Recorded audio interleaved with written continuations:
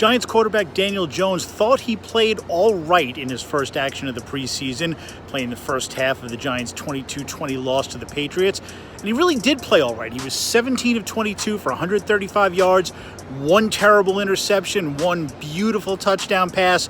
But really, the story of this game wasn't Daniel Jones. It was the fact that Daniel Jones survived because his offensive line was just absolutely disastrous, especially left tackle Andrew Thomas, who really struggled in this game.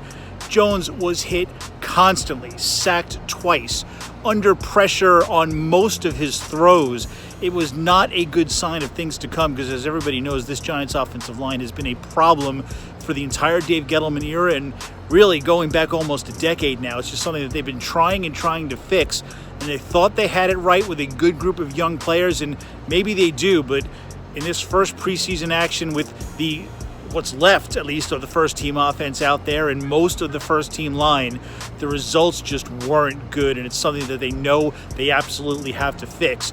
But it was a good sign that behind that line, with no running game, with Saquon Barkley out and Deontay Booker only able to average about 2 yards per carry, that Jones was still able to move the offense. He was able to generate a field goal drive. He would have had a touchdown if it weren't for just a terrible throw into the end zone for his one interception.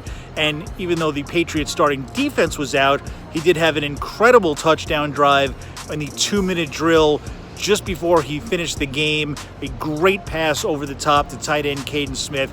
Everything about that was great. Of course, he was protected on that drive, which made all the difference in the world. So the takeaway coming out of this game is that Daniel Jones looked okay. The offensive line didn't.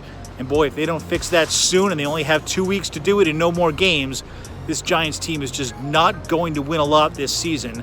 That offensive line is what's going to make or break this team.